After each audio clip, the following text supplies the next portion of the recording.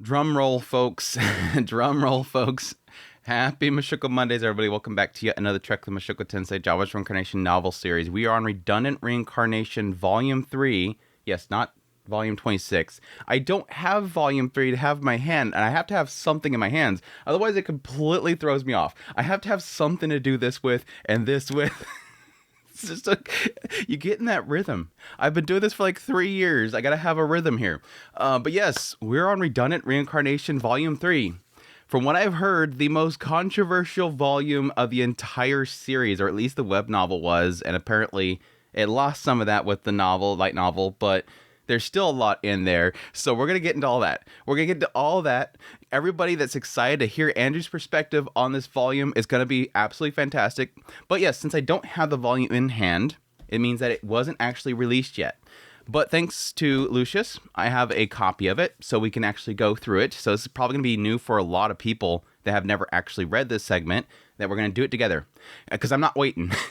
I'm not waiting. We're getting all this done. Then we're going to everything else. So that said, for now, how's it going, guy? Hope you guys are excited for this volume. But I thank you guys so much for dropping by for the premiere. Hey, chat. Hope you guys are doing well. Hope you guys have a great rest of your Monday after Mushoku Monday. But I appreciate you guys' kind words, your support, all that stuff. And yes, greatly appreciate everybody support channel monetarily through Patreon, tips, links, super thanks, memberships, all that stuff. Thank you, thank you, thank you.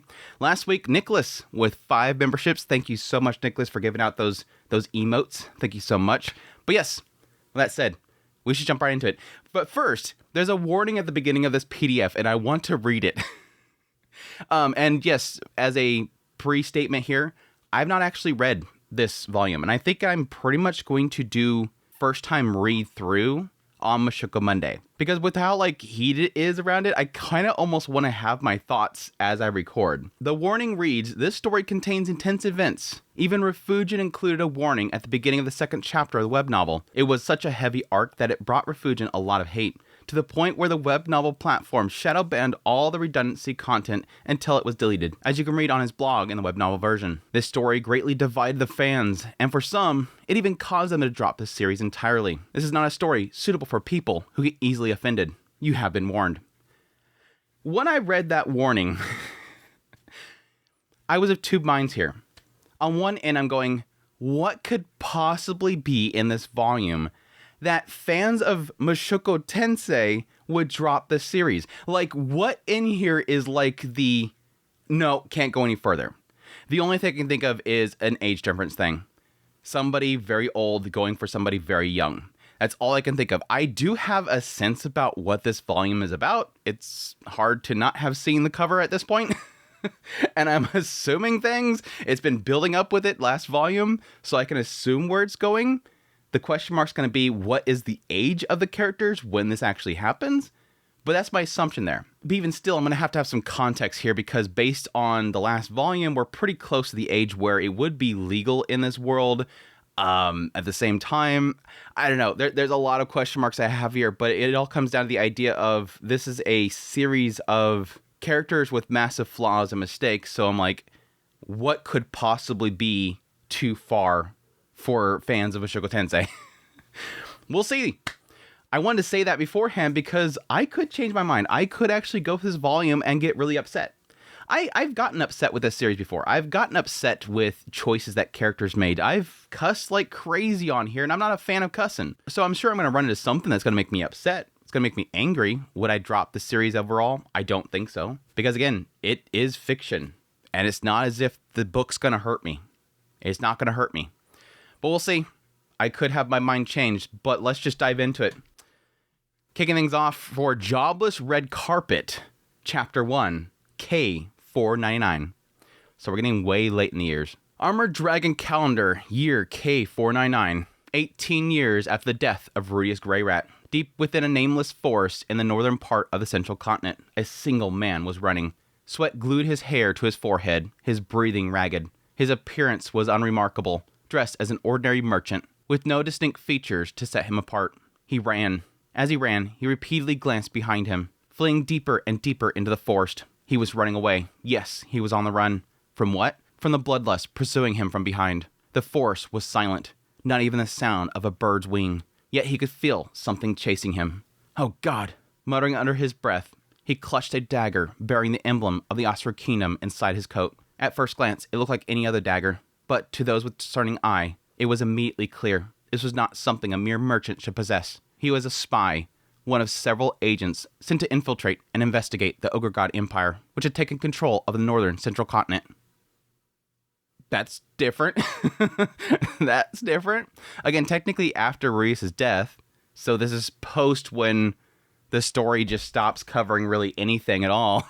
Interesting. Ogre God apparently has taken over everything up there. I'd presume taking over the entire Magic Nations, which if Ruius is backing them, it would make sense. That question mark is going to be, is Ruius, well, not Ruius, but, Orsted Corporation is what Ruius built backing them, and this is something that they want. Founded just a few years prior, the Ogre God Empire had conquered the north of the central continent within 2 decades, and was now preparing to sweep the western central continent, in other words, towards the Austria Kingdom. Okay, so they've already noted that this guy is a spy for the Austria Kingdom because he has a dagger with the emblem on it. And he was sent to infiltrate the Ogre God Kingdom, which makes me believe... Here's a question mark. Who's invading who? Well, I know that they're invading them, but which side is Ruius on? Which side is Ruquagmar Mercenary Band? Which side is Orsted on? These should be both sides that should be backed by Orsted. Now, at this point, Ariel's dead, but they were putting Ariel in position for that kingdom to back them, and they were building up the Austria Kingdom to back them. Okay, I need answers. What the hell happened after Ruius died? Everybody stopped working with each other? Shows how important Ruius was for backing these people and keeping them in check. As long as the upper jaw of the Red Dragon remained, not even a powerful empire could invade the Austria Kingdom. Or so it was thought. But the Ogre God Empire had a secret strategy, and the man had obtained information on that secret. He had obtained it. That was why he was being hunted. All means of communication had been destroyed, and he had no choice but to flee with the information himself. His pursuer was none other than the Ogre God Empire's most feared enforcer, the executioner of traitors, a special military police officer of the Ogre God Empire's Second Army, the shadow-chasing demon, a notorious member of the infamous Superd tribe. It's gotta be, yeah, it's Lacilia Superdia. So that means the Ogre God Empire should be Orsted-backed. Did they lose the Austria Kingdom at some point? Again, Ariel's not there anymore, I would presume at this point. I doubt she, because I think that she died even before Ruius, question mark. Either way, did they lose contact with them at some point? Did whoever took over after Ariel, did they just snub Orsted? Why are these two sides fighting each other? And now, granted, Lucilia and the Ogre Empire could possibly not be working for Orsted either. The man knew. He had spent years gathering information on the Ogre God Empire. He knew. No one had ever escaped her pursuit. Whether deserters, traitors, or spies, she hunted them all down without fail. Perhaps, if it were only her, some might have had a chance. Escaping the eye of Superds was no easy task, but ultimately, their vision was still a biological function. There were ways to deceive it, countermeasures as numerous as the stars. Yeah, I guess if you had some sort... what bodyguard he had to take? That potion essentially did make them invisible to demon eyes. But the shadow-chasing demon had a shadow that followed her. A shadow that cast no form, yet followed relentlessly. The shadowless phantom. The man did not know who or what it was. Until just a few days ago, he had dismissed it as a mere rumor. Shadowless phantom. I don't think it'd be reserved at this point. It wouldn't be any reason why not. But why would have that particular name? He's never had that name before. The Death God. Death God Randolph decides to randomly join Lucilia. Is up there in the Ogre Kingdom. At this point, I guess, technically, Pax's son, probably too old or something, may have died. But now, he knew it existed. Something unseen was aiding the shadow-chasing demon in her pursuit. Otherwise, this situation made no sense. Otherwise, his very presence should not have been discovered. Otherwise, she shouldn't have been able to catch up to him.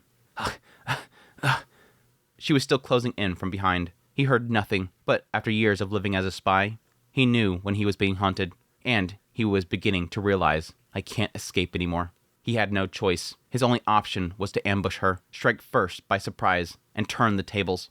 Against Lucilia, who had captured and killed countless spies against a shadow-chasing demon who had never once failed. Or, so they said. Yeah, how would you know? That's when he noticed it. Amidst the dense forest, a solitary house. One that looked as if it belonged in a town rather than the wilderness. An old house, yet well-maintained, not falling into decay. It's gotta be a Rudius house. It's gotta be one of his little Rudius houses. I doubt it'd be a ruins for teleportation. I don't think they're yet in Ostra yet, so it can't be the place where he did the automaton. The man approached the house. It was strange for a house to be in such a place, and he thought that he could use it. An ambush would be easier inside than out in the open forest. Yet, as he got closer, he felt a deep unease. There was no doors, not even windows. No way. His heart pounded.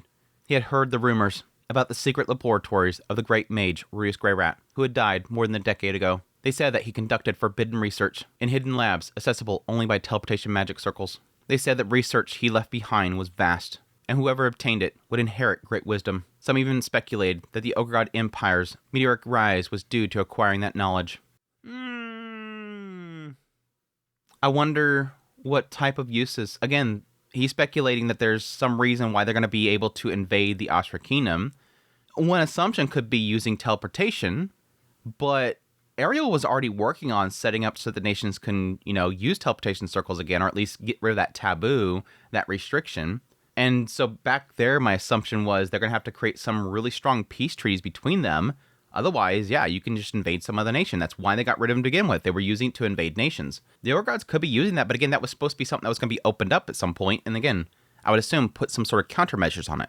Knowledge that would give them some sort of ability to rise could be simply in the idea of automatons. It could be magics, spellcasting and whatnot. That kind of stuff, possibly. Strategies. Using magic, the man created a hole just large enough for a person to crawl through. He shoved his head inside, twisted his body, and forced his way in. Summoning a spirit of light to illuminate the space, he cautiously advanced deeper. A desk, bookshelves, and some kind of magic tools. On the desk lay a note detailing information about automatons, older models, no doubt about it. Okay, so this is making out as if this is the place that he did create the automaton. Didn't it say that he hadn't arrived in Ostra yet? Nameless forest in the northern part of the central continent. I guess, yeah, this could be like right on the edge of Ostra. Because again, I think he said that he created it just inside there. But yeah, that basically said it's the place. And it was supposed to be a house that didn't have windows or doors, so it matches up description-wise. This is one of Rudius Greyrat's secret laboratories. A glimmer of hope flickered across the man's face. If it was a secret lab, then it must have a teleportation circle. All over the world, teleportation circles had lost their power about a dozen years ago. Huh. All over the world, teleportation circles had lost their power about a dozen years ago. About the point that Rudius died? Question mark? Didn't it just say that he died a decade ago? What was this 499? This volume's already getting very question mark. I'm probably not to the controversial stuff yet, and it's already question marks. Yeah, this is a year just before Akito is summoned. 499, and he was summoned 500. Rudius died about 18 years prior. That's close. Huh. So it has nothing to do with summoning Akito. That's important to note. It technically shouldn't have anything to do with Rudius' death because it's like a decade later. What I'm assuming he's talking about here is teleportation circles that probably feed off mana in the area. Again, that was one of the things that they were noting with Orchid specifically, is he was placing the teleportation circles or building new ones, or at least using a lot of them, that were in locations that could be fueling itself by mana-rich areas. So even though you want to build it over here next to the town, it's better to build it over here. That way it, fuels itself, rather than having to bring crystals and mana gems to feed to it so that you can activate it and use it. It leads me to believe that either because Rudius is no longer going to these teleportation circles and giving them gens to restore them, that they're all starting to stop functioning. Doubt that. Or the mana that used to fuel those mana-rich areas are either moving, that we have the flow of mana itself is adjusting in the world, maybe being drawn to certain locations because of the movement of nations, the building of nations, the use of magic and whatnot in certain areas, or potentially mana could be going away. That would be interesting. The idea you have the uprise of magic. Rudius shows up and has brought to this world new evolutions of magic and magic casting, silent casting, building your mana pool. Thus, people start using magic more, and thus the mana in the world itself is being used up. And we could have a situation where the planet dies, or at least becomes magicless, because it's used too much, and the magic itself is gone. I'm wondering how this direction is going. I'm wondering, it could also potentially have something to do with Laplace. It could have something to do with the man god. It could have something else. But it does kind of lead me to believe that idea of this side of the world, this final world itself dying, even without the intervention of the man god. There's a lot said in this one line that I'm very curious about. Teleportation circles had lost their power about a dozen years ago. Perhaps this one still worked. But then the man's eyes land on something. A book. One he'd only seen once in the royal archive of the Asteroid Kingdom. If it had been just a book, he wouldn't have thought much of it. But it bore a number 29. In the royal archive, a legendary collection of 52 volumes existed, except for this one missing volume. The lost book of the diary of Rudius. This is the moment he reached for it. A groan escaped his lips. His hands trembled as he looked down. Something was protruding from his chest. A white spearhead. She got him. She got him. He hadn't noticed. She had been too far away. He should have had time to set his ambush. He turned around. There, standing silently, was a woman exuding a quiet and murderous aura. She held a short spear, one that had already pierced his chest. That was the last thing the man ever saw. As the woman pulled out her spear, the man's body collapsed. After confirming that his life had faded, she flicked her spear with a sharp motion, sending the blood on its tip flying. I wonder if it's purposely pointing out short spear. I wonder if that has something to do with the fact that she's only half Superdian. I wonder if she is shorter than typically Superds are, or at least her tail was shorter than typical because Norn is her mother. I wonder that. The blood traced an arc through the air before splattering on the wall, or better said, on the face of a man who had, at some point, appeared on the wall's edge. I'm guessing the shadow? Had he been there all along, or had he not? The man, whose presence was so faint it was almost imperceptible, stood illuminated by the light spirit, grinning eerily. Just want to find out who that is. Lucilia. What? What was that for, all of a sudden? The man, suddenly spattered with blood, let out a wry smile and protested. Naturally so. There was no need to splash blood from your weapon onto your ally after defeating an enemy. My bad, but Otis always said that looking cool after a fight is important. Otis? Our Otis? What? I never knew him for being a chuny. I would expect, like, Alec or Sieg would say something like that. Lucilia pouted as she spoke. Looking cool only works when there's someone to see it. You're here. Don't go splashing blood on a person you're trying to look cool for. With that, the man pulled a handkerchief from his pocket and began wiping his face. Still, I thought we were being ambushed, but he just stood there frozen. That was kind of anticlimactic. Yeah, but to think that one's even here. One of Rudius Greyrat's secret labs. Uncle sure loved building secret bases. We tend to find them a lot whenever I'm on a mission with you, Henry. Henry? Who's Henry? I don't think we've talked about a Henry. Okay, again, we're past Rudius, so we're going to run into a lot of names unless they're long-lived. Well, we do go deep into forest often. That was the real name of the man. Henry Macedonius. Macedonius. That sounds familiar, but I think that's kind of a not a extremely rare name. Huh. He was cursed with the ability to be unnoticeable to others. That's a pretty unfortunate curse.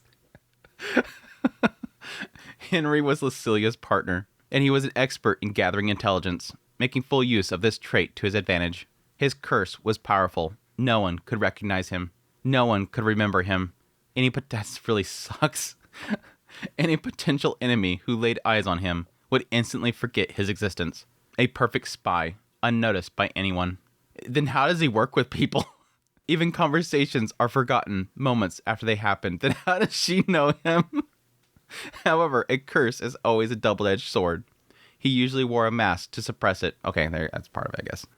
But without it, he was a pitiable man whose face and name couldn't be remembered by almost anyone. Even his family, only his mother could truly recognize him. Even his father struggled to perceive his presence. I wonder if that would be like a biological thing there. Just because he's like within her for so long that maybe that curse sort of permeated to her and thus she's able to still recognize him even after he's born. That sucks though. Father doesn't even perceive his presence. He's like, did you have a miscarriage? Oh, that sucks. One might wonder why the Ogre God Empire accepted such a dubious individual. Because of his power? Perfect spy, like I said earlier. It was because his grandmother was connected to the Grey Rat family. Okay. Not that it helped much. She, too, couldn't remember that Henry was her grandson. However, the superb race, with their third eye, had a unique way of perceiving the world. Lucilia was one of the rare individuals who could remember Henry's face. On the other hand, few people were suited to support Lucilia, who, despite her tribe's formidable combat and tracking abilities, had inherited her father's inflexibility and her mother's clumsiness. I mean, Richard's flexible. I think that's a wrong way of thinking about Richard. He's flexible, but yes, Norrin is clumsy. That part probably would be inherited. It was only natural the two became a team. Like a patched lid matching a broken pot, their odd pairing worked well together. Henry would infiltrate the enemy's ranks, gather intelligence, locate their positions, and Lucilia would strike. Together, they had overcome countless hardships and taken down many foes. Oh, wow. Henry picked up the book the man was holding. A number was written in silent cipher. It's the 29th volume of the Diary of Rudius. And what's with volume 29? It's a legendary lost volume. This one was never copied, and it's been missing. The Austro Kingdom has been desperately searching for it. Even the president is collecting these. If we bring it back, we might get a bonus. Okay, if he's saying president right here, the assumption is this is Orsted. So again, that leads me to believe that the Ogre Empire is still working for Orsted. Because again, they're tied to the same group. Austro Kingdom is still looking for Rudius's book. Thus, they're interested in as well. But that could just be for the knowledge. Again, the Ogre Empire is using this information for power, and the Austro Kingdom could want that power as well. I still want to know what the hell's going on with Austro Kingdom. Why is the Austro Kingdom suddenly against them? And they could be against the Ogre Empire just because they don't like the idea of becoming a part of that empire. Orsted might want to do that, and they're not for it. Even if they've been backing Orsted Corporation for so long for the sake of this war that's going to happen with the boss, even if they are backing them, there could come a time where suddenly, no, we're not liking all of what you're wanting us to do. Now, if this is Orsted's choice of becoming one nation, or at least invading them, the question mark's going to become why. It could come down to the idea that the Austro Kingdom is not doing enough. Because again, that was one thing that we were talking about, is the idea that despite the fact that all these people are allying themselves with Orsted Corporation, a lot of them aren't really doing much. It's not as if they're like backing them like, okay, what all do we need to do? Let's put all of our efforts into this. They're just doing it by name and saying, oh yeah, sure, the Dragon God? Yeah, of course we want to support the Dragon God. Whatever way that we can. And then not actually do anything. That's great. So, what's written in it? Read it. All right. Pressed by Lucilia, Henry opened the book. As an intelligence agent, he handled a vast amount of information and was fluent in numerous languages. Naturally, he could also read and write silent cipher, Japanese. Yeah, that's what I was kind of assuming that was translated. Let's see. Now that I've finally had time to reflect on things and calm down, I want to talk about my greatest mistake in life, as well as the rampage of my son, Otis Greyrat, and my sister, Aisha Greyrat. Yep, they're getting together, and something happens between the two of them that doesn't turn out well. Well, that does confirm something that I was saying before, that eventually Otis is going to revolt, and it does kind of line up the idea that involving Aisha in some way. The two brats of the family, Otis, the potential brat of the family, Otis, and the brat of the family, Aisha. Brat Aisha's in the chat. At those words, Henry and Lucilia exchanged glances. Otis and Aisha. Names they both knew all too well. I'm curious who Henry's grandmother is then. Could it be Aisha? Age lines up, I guess. The age lines up. A few days later, in a room in the Ogre God Empire's base, on the jaw of the Red Dragon, an old man was working on paperwork. His eyes were vacant, his mouth half open, and there was no strength in the hand holding the pen. Yet, even though he had no strength, his hand never stopped moving. He wrote his name on a sheet of paper, then on the next one, and just as he was about to write on the following one, he muttered, "Ah," and instead wrote rejected. He let out a deep sigh and, looking at the still large stack of papers he had yet to sign, let out a sorrowful groan. It sounds like Orsted. Is this Orsted? I don't know why he would be old, though. It can't be Orsted. Ugh. He wasn't dying. He just hated paperwork. "Master, we've just returned," said a young man and a woman as they entered the old man's room. "Oh, you're back." When the old man saw them, he stopped writing and stood up with a beaming smile on his face. "Okay. All 4 of our targets have been taken care of." I see. Good work. What's the next mission?" "You'll be involved in the invasion of the Oscar Kingdom, but there's still time." What? Info! Can we explain why we're invading the Oscar Kingdom? They're supposed to be on your side. "Take a break for now." "Understood." Henry saluted crisply, while Lucilia gave a curt nod. The old man smiled warmly at them. "Also, Master, when we finished off the last one, we found something that caught our attention." "Something that caught your attention?" "This." The old man raised an eyebrow at what Henry held out to him. "Oh, a diary of Rudius. And it's the legendary Phantom Volume 29. The President will be pleased." "Yes, but the contents are, well..." The old man took it and looked inside. He opened the first page, read the opening lines, and stopped. After a moment of silence, he let out a long sigh. "Ah, I see. So, it was that time." This has got to be Otis. This is Otis. This is Otis. It's that time. And again, we already got a sense this is probably going to be about that. The story of Otis and Aisha. I stopped halfway because I thought maybe I shouldn't be reading it. But from the start, it felt pretty unpleasant. Yeah. Well, it's just a record of some domestic discord. Is it something we're better off not knowing? Not really. To me, it's just one of those mistakes of youth.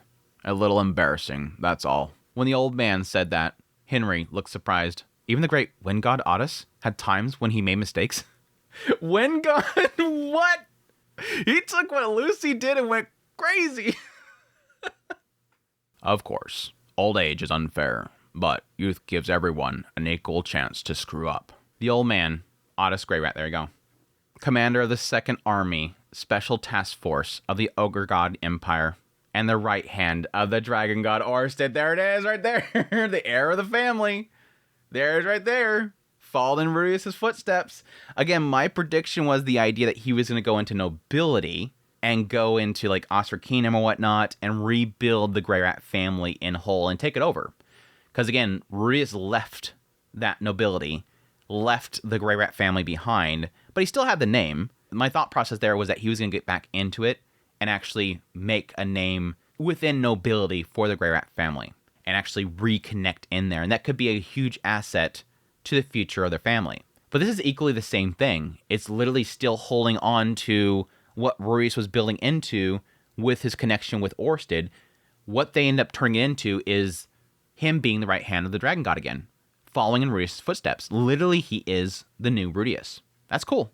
But commander of the 2nd Army Special Task Force for the Ogre God Empire, so much connection there to the Ogre God Empire, which again does solidify that the Ogre God Empire is what Orsted wants. He's commonly known as the Wind God Otis. I want to know what that is. I want to know what that means. One of the 2nd Army's top forces alongside Thunder God Alexander? Thunder God? What is Thunder God? Is that a different translation? It can't be a different translation for North, right? I would doubt that. He earned the title of the North's strongest warrior in name and deed. Well, that's North capitalized there, so I'm assuming that's still North style. So maybe that's a different thing there. Thunder God is a different thing than North style. He earned the title of North's strongest warrior in name and deed after winning a martial arts tournament held in the Ogre Empire several years ago.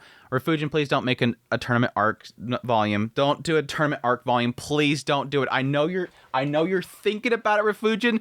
Don't. I don't want a tournament arc. Please don't do it. Please don't do it. Now I will tell you about the tournament where Alexander earned the title.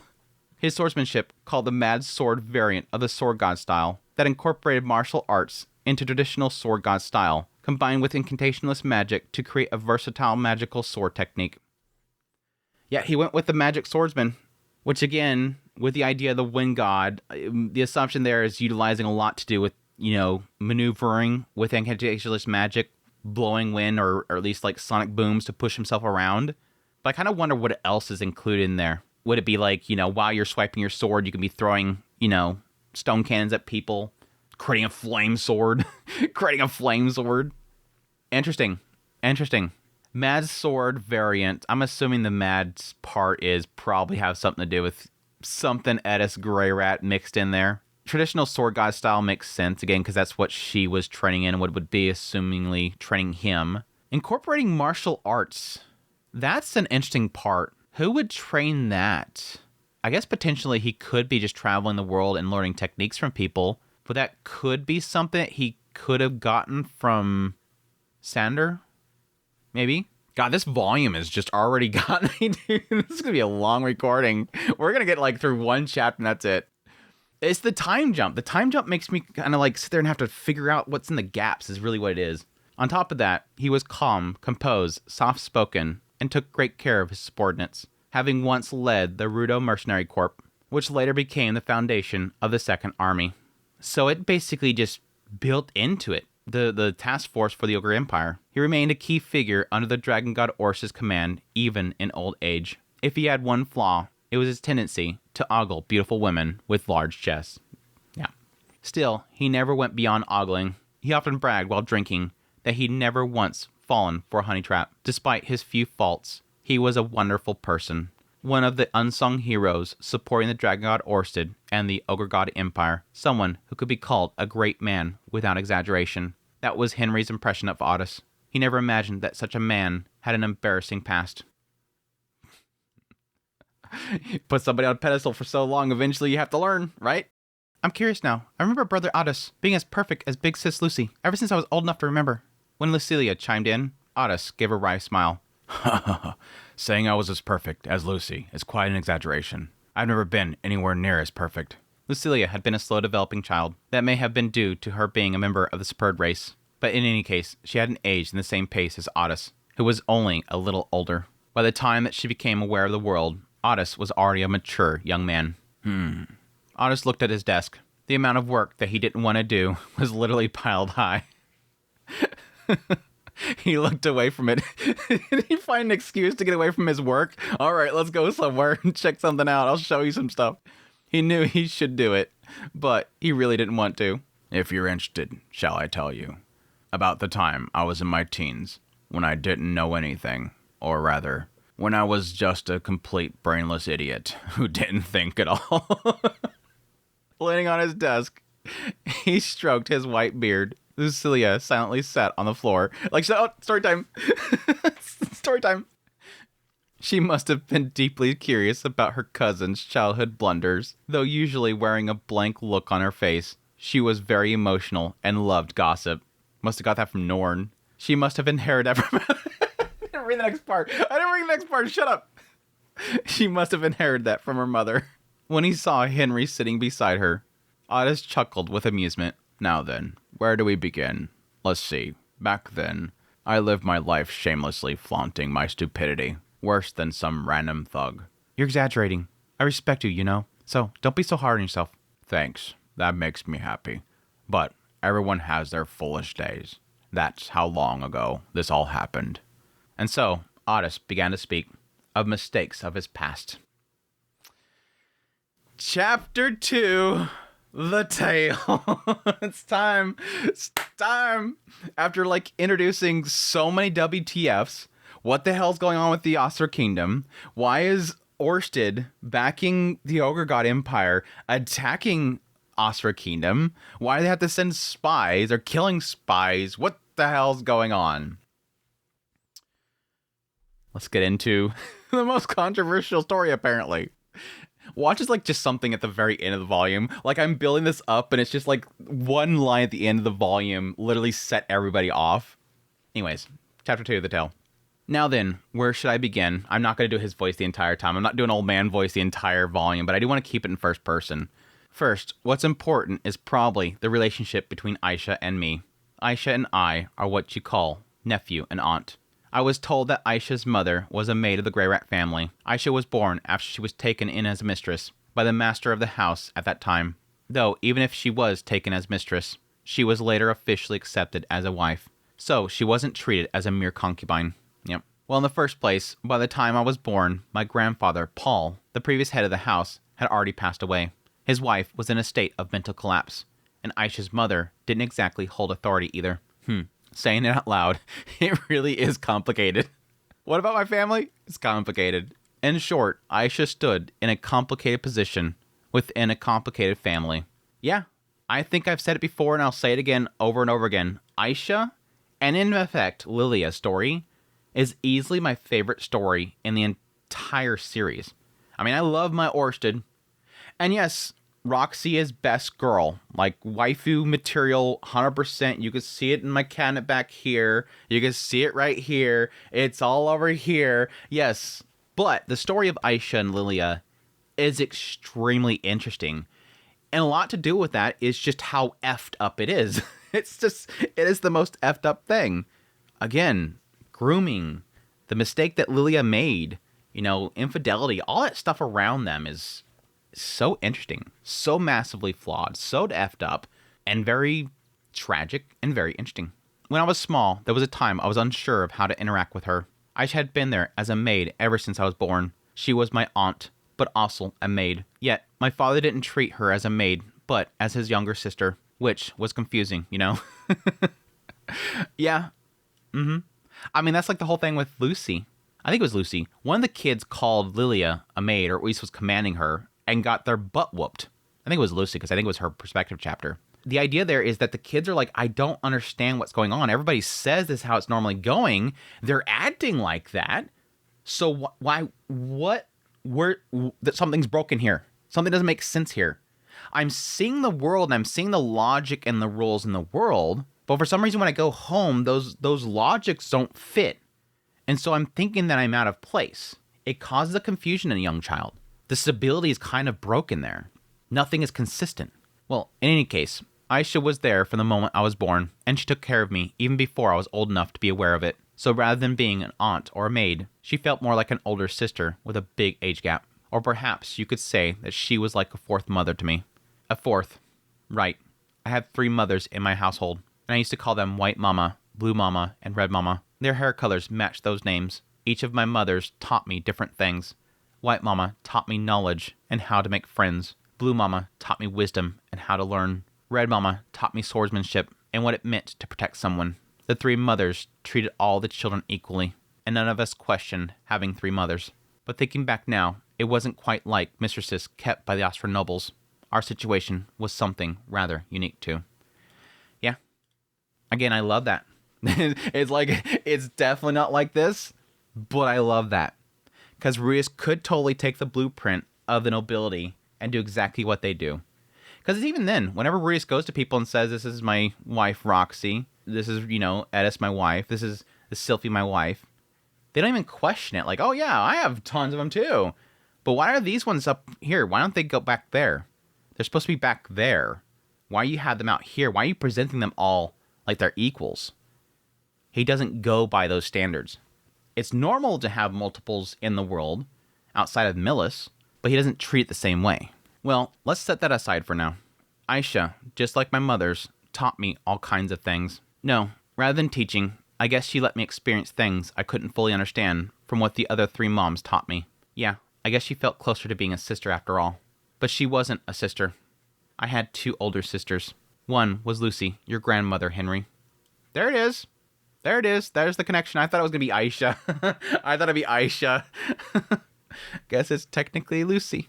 Which, yeah, does technically make me think like she inherited something through Lucy, but that wouldn't be the case. Again, because I think they mentioned before that the curses and blessings, that concept itself is not inherited. Otherwise, yes, they having people sleep with, like Zenoba or whatever, trying to get that to be inherited somehow. But no, that's not the case. She was a smart sister. She followed our mother's teachings well, diligently went to school, and always acted like the responsible older sibling, telling me to study and exercise. The other was Lada, but I don't think you ever met her. Interesting. A little bit of detachment there. Now, technically, there's no reason why they would have met Lada. You know, it's a sister of a grandmother. It's like sort of getting in the realm of distant relative kind of thing here. So, but I kind of wonder if that is an element of her going somewhere else. Her moving off to Millis or something like that. Going over to them sweets. Or at this point, going on her journey. Going on her path to where she needs to go. Or being in the Beast Folk tribe. She was a lazy sister. She often broke our mother's rules. Skipped school frequently. And treated me more like an equal friend. Always suggesting mischievous plans. A really close bond, Lada. I got scolded more than once for going along with her schemes. But Aisha was completely different from both of them. She wasn't like a mother or a sister. Just something else I couldn't quite define. That was Aisha. Aisha would do anything I asked. No matter how selfish my requests were. She always said, well, I guess it can't be helped. And make it happen. At times she was strict. But she never scolded me for anything unreasonable. When I was sad, she would quietly hold me and teach me what I should do next. No matter how sad I was, the moment Aisha held me, those feelings would blow away immediately. I still remember that. The way that they're describing this makes it sound like they don't get together. Now again, it's talking about his childhood and growing up, and again, building up to some point that's in this book of a mistake that Ruius made, which obviously is probably going to come down to how Ruius responded to something that Otis is going to do, because it's pointing out that Otis does something wrong. I made a stupid mistake. I did something I shouldn't have done, whatever. I was foolish child. So it's setting in that time frame there, but it's almost making it as if they don't get together. When I was even younger, I used to think that she was annoying for fussing over me too much. But Aisha was always right. Even when I rebelled and did things against what Aisha told me, I almost always failed. Yeah, because Aisha's genius. Aisha tells you to do the things a certain way for a reason. She's a genius. And in the end, Aisha would come to me and say, see, now you understand, right? There's the damn understands. Aisha got that from Richard. Everybody, Ghislaine, everybody says it that way. You understand, right? Every time she said that, I'd pout and nod. When I was little, I vaguely believed I'd always live my life protected by Aisha, doing as she said. And I took that for granted. A regret. There's a regret there. I don't like that. I don't like that. What's going to happen to Aisha? Looking back now, maybe it was a form of brainwashing. There it is. I meant to mention this earlier. There it is. Again, because I know there's something controversial in here. We just read that little paragraph, little snippet in there. This is sort of where I thought it was going. And this is something I've felt for a while now. With how every time it has a perspective of Otis, he always talks about Aisha. Aisha is the one that's always in his mind in his perspective chapters. And it never really mentions Aisha in anybody else's perspectives. Like Lucy doesn't really mention Aisha at all. Nobody else talks about Aisha except for Otis. And then she's always kind of there, and she's always helping him. And it talks about this continuous helping from her. One of the directions I figured, and this is one of my predictions, one of the directions I was figuring this was going to go is the idea of Aisha herself grooming Otis into her as a relationship. And that could technically play into, again, a controversial topic here. But again, we've already done this before. And again, Lilia was doing that with Aisha to build her into a relationship with Rudius. But it technically didn't fall through with it. And that might be why people are okay with it. But that's why I think that's kind of interesting. Why, even though it feels like it's building into that, it's not bothering me, even though it is unpleasant. It makes sense. It makes perfect sense in my brain that Aisha could potentially groom Otis into a relationship with her because she had it done to her by her mother. Who knows how to groom people? Somebody that was groomed. Aisha was groomed. And now she could potentially be doing that with Otis. Right here, Otis is pointing it out. Looking back now, maybe it was a form of brainwashing. I always believed that it'd be protected by Aisha. Do what she says. Took it for granted. Looking back, could have been a form of brainwashing. Now that he's old, wise, and now part of, this military group, he knows damn well what brainwashing is. He's got probably people that do this kind of stuff, or at least work with it, or have to combat it. Aisha's way of raising me stripped me of my need to think for myself, making me believe that everything would go well if I just did as she said. Whether Aisha meant to do that or not, I'm not sure. I have no doubt it could potentially be that she just subconsciously did it. This is how I was raised. I kind of want to raise this kid right here. This is how it works, right, Lilia? This is how it works, right, Lilia? This is what you're supposed to do, right, Lilia? No, probably not. She was just the kind of person who did that naturally. It was one of her few fatal flaws. Anyways, when I turned 10, I received all kinds of gifts from my family. One of them was a sword. A real sword. Red Mama said, use this to protect the people important to you. At that moment, the face that came to my mind was Aisha's. Not just my mind, I reflexively turned to look at her. Edis is like, here you go. Here's a real sword. Protect the one you love. Protect the ones that are important to you. Where's Aisha? Where's Aisha? Where's Aisha at? A little bit of a keynote to everybody in the room. Aisha, of course, looked at me too. When our eyes met, she gave me a big grin.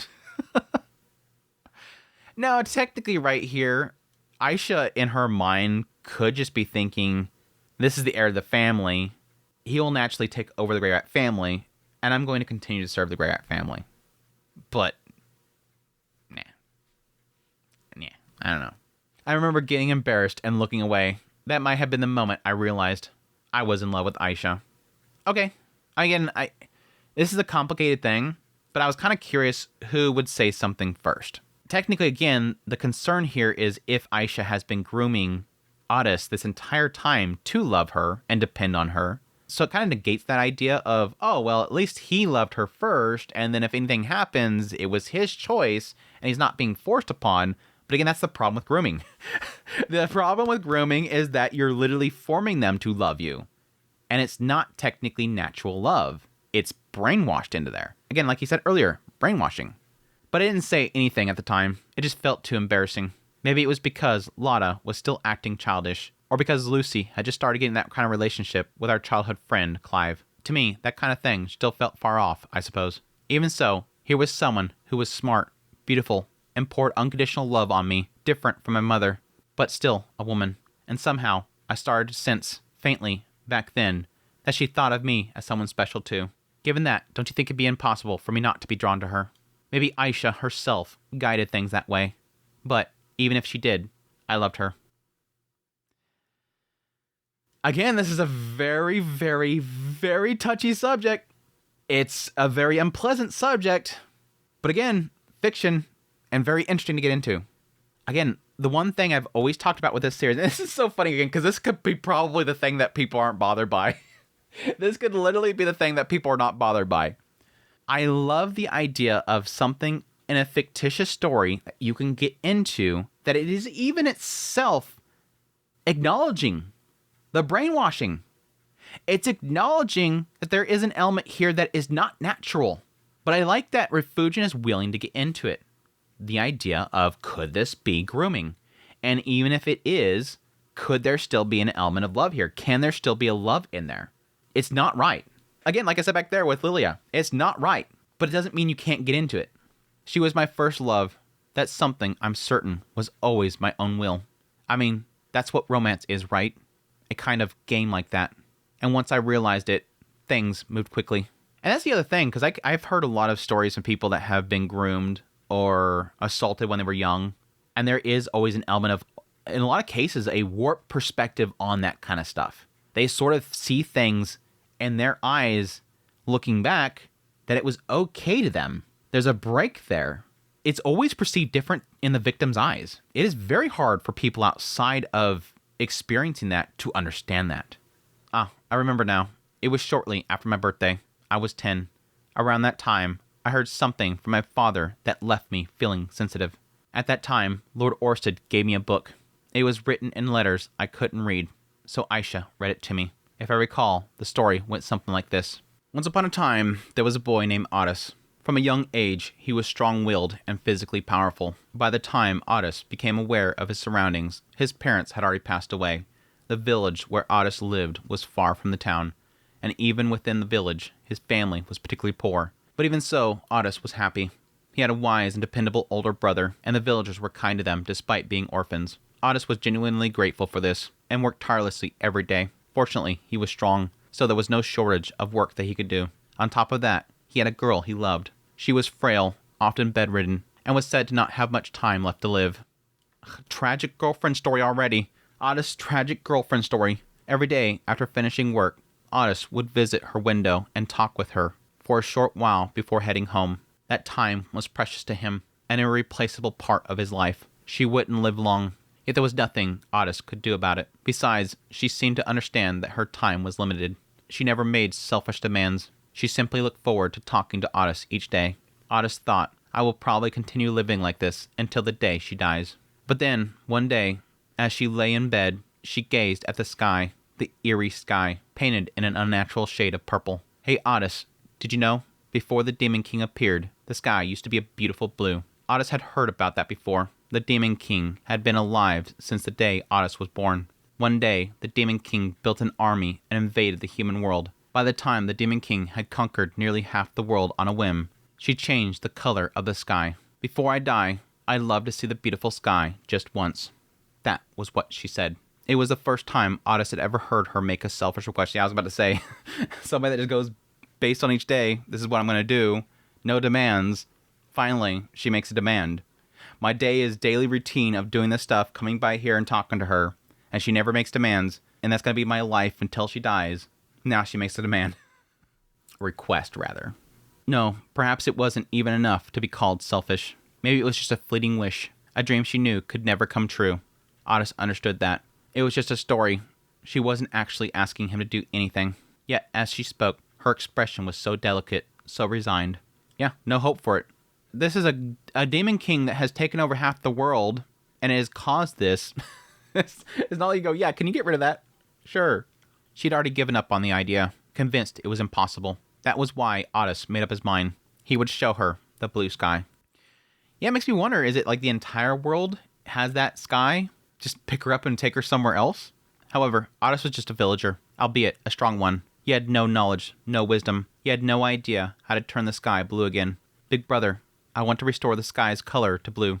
How could I do that? So he asked his older brother. His brother, who was much older, had attended a small but adequate school back when their parents were still alive. When Otis had a problem, he would turn to his brother for advice.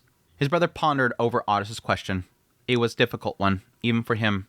After a long pause, he finally spoke. The Demon King turned the sky purple. So, if the Demon King is defeated, the sky should return to normal. Logic? Hearing this, Otis resolved to go and defeat the Demon King. Jeez, dude. Somebody go kill him real quick. It kind of gives an interesting perspective to the epic tale of Otis, the one that took down the Demon King. I did it because my girl wanted to see a blue sky. Simple boy, simple life in a village. Go kill a Demon King. Without hesitation, he began preparing for his journey. Seeing this, his brother panicked and spoke up. Wait, stop! I didn't mean it! Otis, the Demon King is a terrifying being. If you even get close, she'll tear you apart in an instant. He responded, but even so, I'm going anyways. Otis's unwavering determination left his brother speechless. Once Otis made up his mind, nothing anyone said could change it. His brother said, but you can't simply walk aimlessly without a plan and reach the Demon King. First, head to the largest city in the kingdom. I'll draw you a map. Also, take some food and a new pair of shoes for your journey. His brother prepared as much as he could for his journey. He knew his stubborn little brother wouldn't give up. Yeah, if he can't, then just prepare him as much as possible. Yet the Demon King was overwhelmingly powerful. He wouldn't return alive. This was a journey to the afterlife. But at the very least, his brother wanted him to survive as long as possible. And so, Otis set on his journey. With a map in hand, wearing new shoes, and carrying a dagger their father had left behind in his waist, leaving behind the one he loved in the village. Again, the beginnings of an epic tale of Otis doing it for a girl. I mean, love and romance is technically the origins of a lot of stories. A lot of heroes are built around the idea of protecting those you love. How many tales of heroes are them rescuing the one they love? I forgot to mention earlier, but it's interesting they're calling Kishirika a Demon King and not technically the Great Empress. I wonder if that's a difference in translation. But additionally, interesting to note that she has taken over half the world. Because this would be about the time, I would assume, in which all the different races are coming into this world. But I don't think they've ever implied that she took over half of it. I would assume so, because again, it seemed like they were the most aggressive out of all of them. Like a lot of the other races, they kind of just took their little area and just kind of hid away. So that's interesting. Through the fields and over the mountains, Otis traveled to the largest city in the kingdom. For the first time in his life, he saw a grand castle. For the first time, he saw bustling crowds of people. As he took it all in, he thought to himself, surely someone here will know. If you want to defeat the Demon King, you should go to the castle. Right now, they'll welcome anyone willing to fight, someone told him. Following their advice, Otis made his way to the castle. It was the largest building that he had ever seen. I want to defeat the Demon King. When he spoke these words at the entrance, he was granted an audience with the king. Yeah, at this point, they're probably accepting anybody. They're probably so desperate. Come on in, sir, come on in. Give it here, take a sword. The king, sitting on a dull-colored throne, was greeting each visitor one by one. But when it was Otis's turn, he reacted with exaggerated surprise. Why, you're just a child, the king said. I may be a child, but I want to defeat the Demon King. Please tell me where she is. A mere child like you? What could you possibly do? Go home. A knight standing nearby spoke up as well. Fighting is the duty of adults. We are here to protect children like you. Everyone else in the hall echoed the same sentiment. You're just a child. You shouldn't be fighting. Go home. No matter how strong Otis shouted, I want to defeat the Demon King, no one took him seriously. However, the royal fortune teller said something different. Seek out the 5 sages. They will surely aid you. But whatever you do, never challenge the Demon King without meeting all 5 of them first. Taking those words to heart, Otis set out once more on his journey so he could find the 5 sages. A long, long journey. Which is already pretty much telling me that she's probably dead by the time he gets back. I don't remember if they mentioned that with any of the stories, because it's like, yeah, the whole idea there was that he got the heroes and they all went and they defeated all the Demon Kings and they defeated Kishirika. I don't recall them ever really getting into details about him and who he was fighting for and any of that stuff. This seems like this book, this story being told, potentially probably by his brother, seems to have a lot more details. Otis continued his travels. He had no destination in mind, but he believed with all of his heart that if he searched for them, he would find them. He walked, asking everyone he met about the 5 sages, and walked some more. And then, at last, he found one. Beyond the plains, across a great river, in a cave, Otis discovered the first sage. And this would technically be before the splitting of the nation. This should be before the splitting of the nation, right? Because this is the first human-demon war. The first invasion of the human world. The second is where the split happens. Yeah. So he could basically travel the entire world on foot. A sage with fragile, ephemeral eyes and green silver hair. Green silver hair? Scattered around him were shields that shimmered in the same hues as his hair. Hello, sage. Hello, child of man. My name is Ars. My name is Slizzard, the second sage. Slizzard? Zillard? It could be Zillard, I don't know. I live only for my convictions. Truth is, I have come to defeat the Demon King. Will you lend me your strength? I am sorry, but I am very busy. Very, very busy. What are you doing? I am crafting shields for the children of the distant future, with the hopes they protect them. I'm sure that one day, the flames of danger will surely fall upon them. Creating shields to protect the children in the distant future? Potentially the Second Great Human War? I don't know if they'd be building this for the sake of... Is this Laplace? No. Green hair? That wouldn't be Laplace, would it? I don't see why it couldn't be. The sage said this, then looked at Otis and asked, Let me ask you, child of man, why do you seek to defeat the Demon King? I want to see the blue sky, for the sake of someone precious to me. Ah, you have convictions as well. Then I shall lend you my shield. It will surely protect you. Thank you, sage. Receiving this shield from the sage, Otis continued his journey. He had no destination in mind, but he believed with all of his heart that if he searched for them, he would find them. He walked, asking everyone he met about the 5 sages, and then walked some more. And then he found one. The second sage was at the northernmost edge, a sage with sharp eyes and white silver hair. In a cold, cold forest of snow, she was building a massive ship. No, this makes me believe these are all dragon folk. These are dragonkin. This could be the dragon generals. I wonder. I don't know if they ever implied one liked making shields. Building the ship could be the one that likes to craft stuff. Hello, sage. Hello, child of man. My name is Ars. My name is Dola, the third sage. No, Dola, that's an actual name. I don't think they've ever mentioned a Dola. I live only for loyalty. Truth is, I have to defeat the Demon King. Will you lend me your strength? I am sorry, but I am very, very, very busy. They're all very, very busy. What are you doing? I am building a ship for the children of the distant future. Someday, they will surely need to journey far away. The sage said this, then looked at Otis and asked, let me ask you, child of man, why do you seek to defeat the Demon King? It almost feels like they were all developing things for him.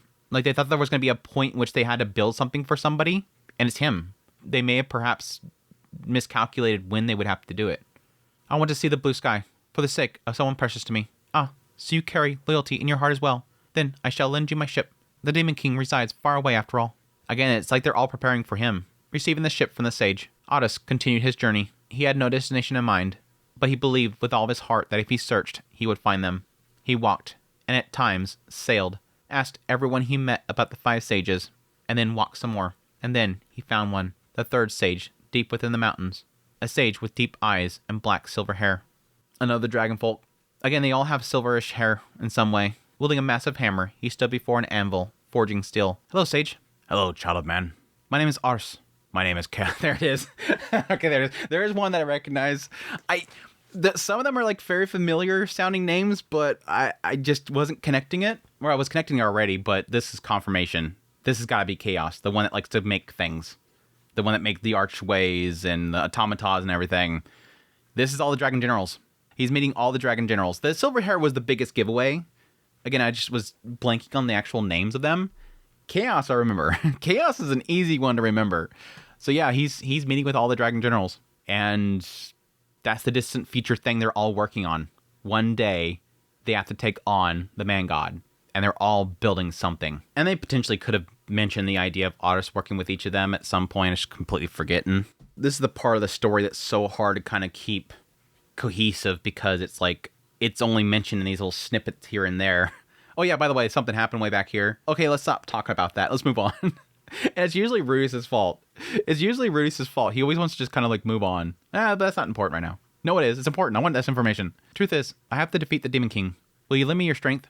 I am very sorry, but I am very busy. Very, very busy. What are you doing? I am forging swords for the children of the distant future. I want those children to survive. The sage said this, then looked at Otis and asked, let me ask you too, children of men. Why do you seek to defeat the Demon King? I want to see the blue sky, for the sake of someone precious to me. Ah, so you're also on a quest.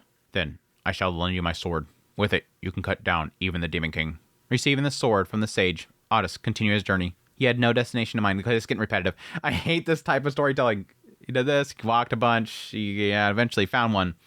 He had no destination in mind, but he believed that with all of his heart, if he searched for them, he would find them. He walked, and at times, fought off monsters with his sword. He also asked everyone he met about the 5 sages, and walked again. And then he found one. The 4th sage was on an island in the middle of the sea. A sage with strong eyes and blue silver hair. He was crafting bracelets from large pieces of leather. Hello, sage. Hello, children men. My name is Otis. My name is Maxwell, the 5th sage. I live only for love. Truth is, I have to defeat the Demon King. Will you lend me your strength? I'm sorry, but I'm very busy. Very, very busy. What are you doing? I'm crafting bracelets to ward off evil for the children of the distant future. Someday, they will surely be approached by evil beings. The ones that block the Man God? Is this one of the bracelets that eventually Orsted will give to Rudius? Did Orsted say that he killed Maxwell? I would assume so. And the ones getting rid of Maxwell probably got the bracelets, gave one to Rudius. Interesting. The sage said this, then looked at Otis and asked, let me ask you, child of men, why do you seek to defeat the Demon King? I want to see the blue sky, for the sake of someone precious to me. Ah, you know love as well. Then I shall lend you my shining bracelet. Use it to ward off evil. Otis had now met 4 sages, and still he continued his journey. But the last sage was nowhere to be found. No one knew where he was. No one even knew his name. Gradually, Otis began to ponder. Perhaps the last sage doesn't exist. The first sage he met had introduced himself as the 2nd sage, which meant, perhaps, he would never meet this first sage. But even so, he kept searching. Otis desperately sought the last sage. Yet, no matter how hard he searched, he couldn't find him. He never met the final sage.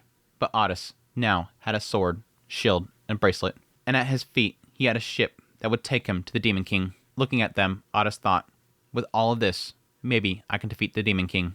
Oh, how tragic it was.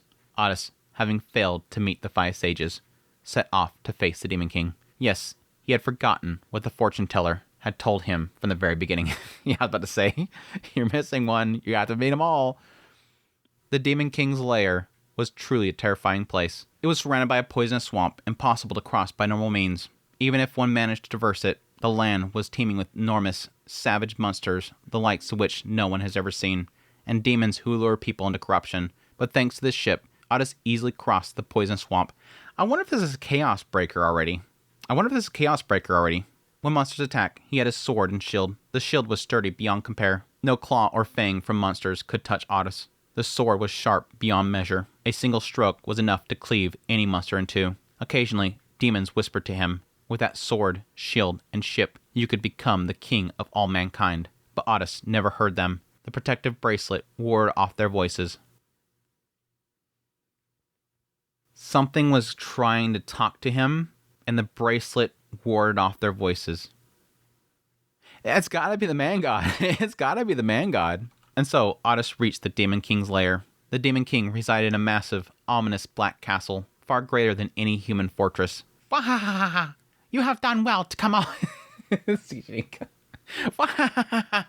You've done well to come all this way, child of man. What business do you have with me? The Demon King was a monstrous being with a massive body, a wide mouth, and terrifyingly purple hair. I want you to return the sky to its original color, for the sake of someone precious to me. That is impossible.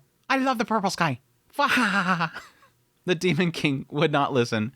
The Demon King did not understand the meaning of someone precious.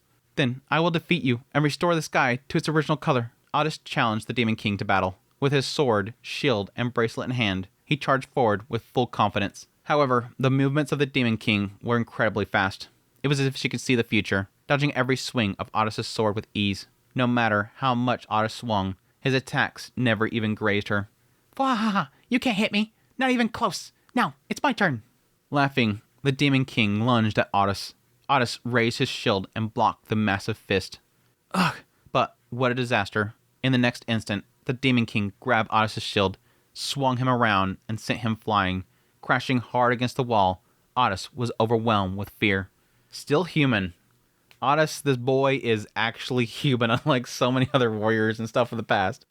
But again, it's the stories that nobody ever tells. The moment that he came in there and it was an absolute failure, nobody hears about this. They just hear that he went and got all of his companions, and they went off and they took down all the kings, and they took down the Demon Empress. They don't really tell about anything else. Shoot.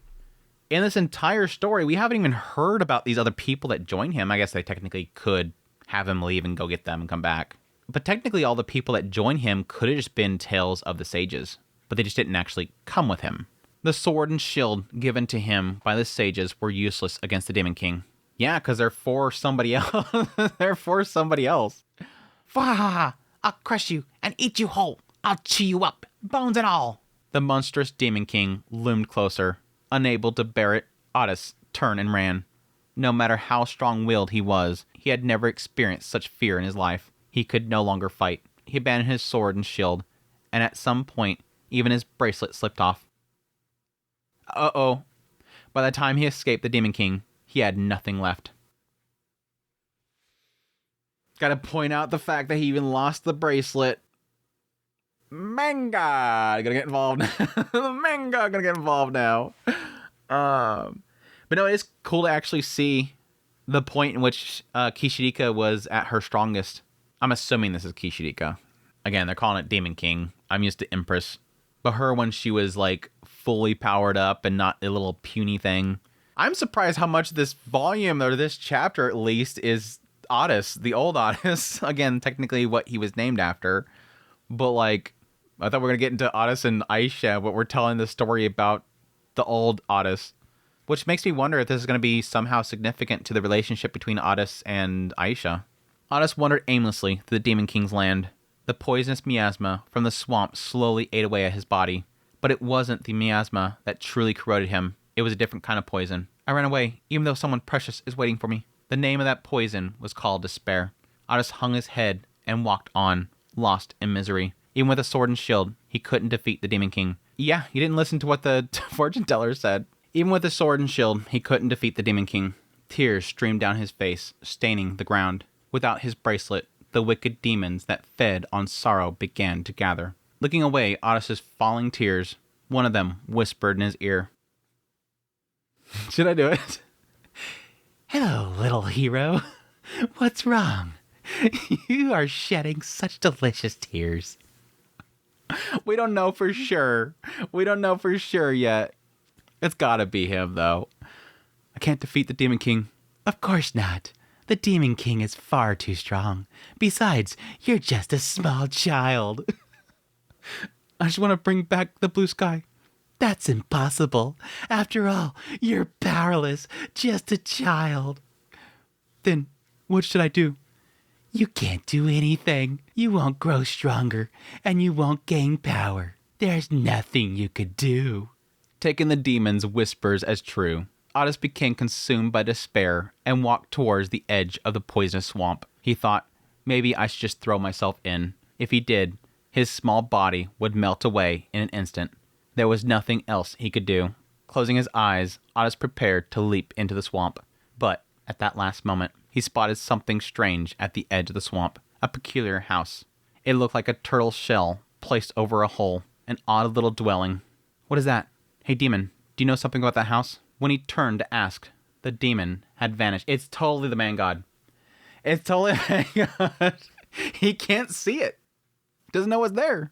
And once he arrived there, he became that little area that the man god can't see. It is the man god. No matter where he looked, it was gone. Before he realized it, a sacred aura filled the surroundings. Yep. The aura seemed to be radiating from that house.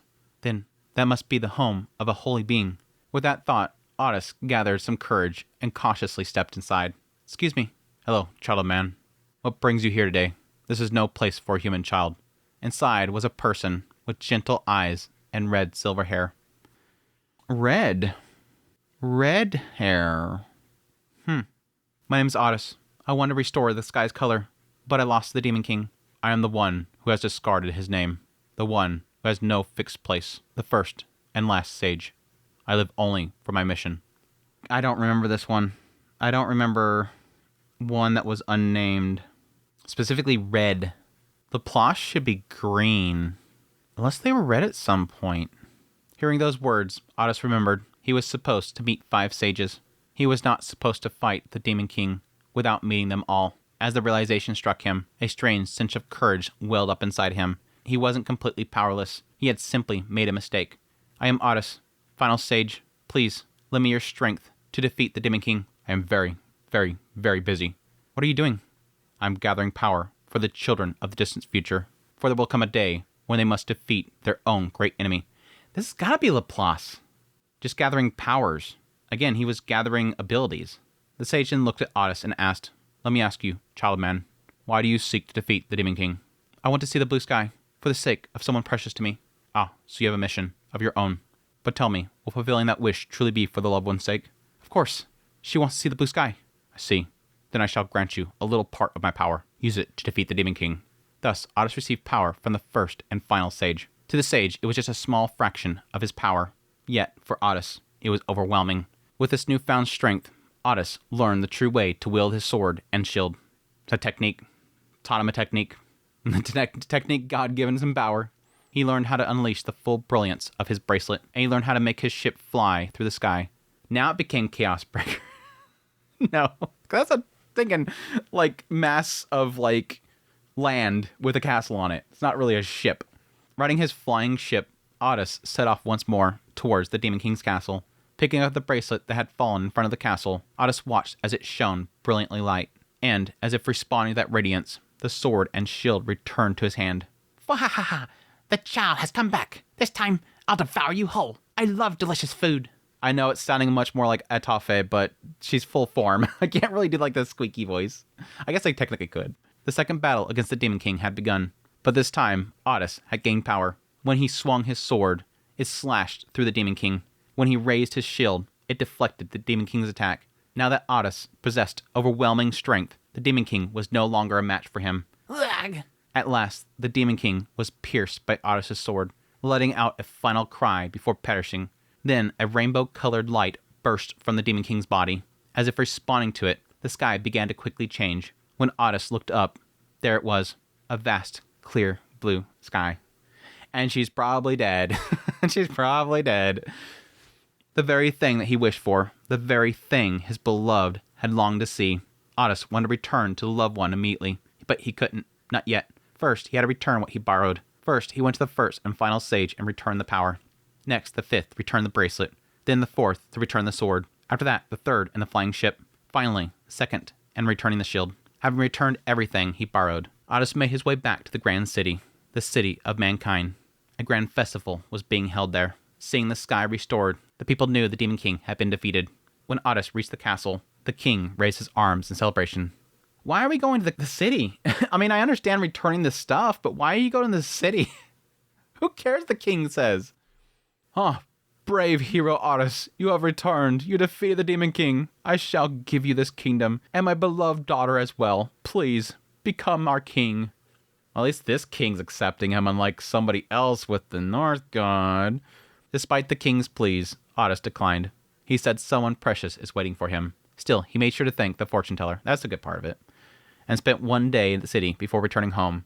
After that, Otis finally returned to his village. It had been a long journey since he left, but he had done it. He had brought back the blue sky. Now, he wanted to show it to her. He wanted to see her smile. However, when he arrived at the village, his brother was waiting for him with a sorrowful expression, His head hung low. Brother, lift your head. Look, the sky is blue. I defeated the Demon King and brought back. But even then, the sad look in his brother did not change. I need to show my loved one, too. She'll be happy to see the blue sky. When listening to his words, his brother's face grew sadder. And then, Otis finally asked, Brother, why do you look so sad? My dear brother. Oh, my dear brother. Listen carefully. It's because she has died. Who has died? Your loved one. She passed away this morning. You didn't have to go to the castle. Yeah. That's why it specifically went out of its way to say that he stayed the night. Hearing that, Otis smiled. He smiled despite the loneliness, despite the sorrow. I know this is a side here, but why I hate so much this trope about the, pointing out specifically one extra, doing one thing extra that you really didn't have to do, is because I had a similar experience about that.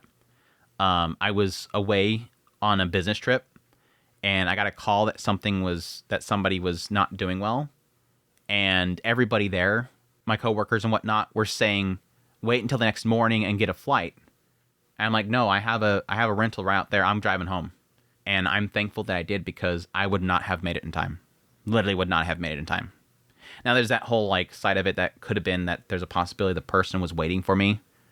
But with their mental facilities, I doubt it. There's a hope there that they knew that I made it back. But I had that same experience. I did not want to wait. I did not want to put it to any risk. And that's the same for Otis here. If I was Otis, I would have gone back home first, then returned the stuff. Because she's not long for the world. That's my mentality. Don't risk it. Go now. That's just the idea that I keep talking about several times in the past on Mushoku Monday. The idea that if you have any desire whatsoever to make a connection with somebody that may pass away, or that you have a chance, do it now. Because tomorrow morning you might not have it. Don't hesitate, because it'll turn to a massive regret. Hearing that, Otis smiled. He smiled despite the loneliness, despite the sorrow. This morning? Then it's okay. She must have seen the blue sky before she passed. She must have smiled at the sight of it, right? No, she cried. She wept because she couldn't see you. Even when the sky turned a brilliant blue, she didn't care. She only wanted to see you. She hung her head low and cried, wishing to see you and longing for you until the very end. Brother, it's one of those moments where it's too much info, dude. You did not have to go in that detail. You could have just said, yes, she's seen it. She was happy, dude. This is one of those honesty moments. I respect the brother for being honest. No, she wanted to see you because that's the truth. All she ever cared about was you coming to her window every day. She didn't care about the sky. She just said that on a whim, knowing full well that it wouldn't happen. She just wanted to talk to you and was like, oh, I would like to see that. And then you left, and then she lost the thing that she had joy from. The daily joy that she had was him coming by, and you went off there. So respect for the brother for being honest, but at the same time, it's one of those things where you almost think you should probably just admit the truth there a little bit. Hearing those words, Otis froze in shock. He had thought that he granted the wish of his loved one, but he was wrong. Her true wish was simply to be with him. She just wanted to treasure the little time they had together. even if just a little while longer, until the very end. That was her real wish. Before his brother, Otis collapsed to his knees. A single tear fell from his lifeless eyes. Then another. Otis cried, and he continued crying endlessly, because it was too late, because there was nothing he could do, because he had made the worst mistake. He misunderstood what mattered the most. He cried and cried until the day he died. What a story. What a story. Again, super good stuff, though. Can we admit that? Like, again, I'm kind of struggling here. There's probably some people in the chat going, no, that's this person, this person, this person. It is super interesting because, again, this is like seemingly the actual story of Otis. This isn't, what does it say in this little synopsis thing right here? It has a little one breakdown that I think we had pretty much similar in the previous ones. The ancient hero, Otis, led his 6 companions to defeat the 5 demon kings and the demon world's great empress, Kishirika. The war ends with human victory. That's it. He goes and gets a bunch of generals and they go and they fight all the king. No. He literally just went to all the different dragon folk, the dragon generals, got different things that they're all preparing for their whole war they're doing, and he went off and just knocked out Kishirika. Again, this is the actual story. It was all predicated on a desire, and a desire to fulfill that desire, and then ending with massive tragedy because he didn't realize what was important.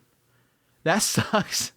It's not only getting the full story of Otis, but it's also getting little snippets of what the Dragon Generals were doing. And again, potentially a moment where the man god at least was... It doesn't really imply the man god was manipulating him, if that was the demon. It's more the fact that he was relishing in his misery. Probably even right now.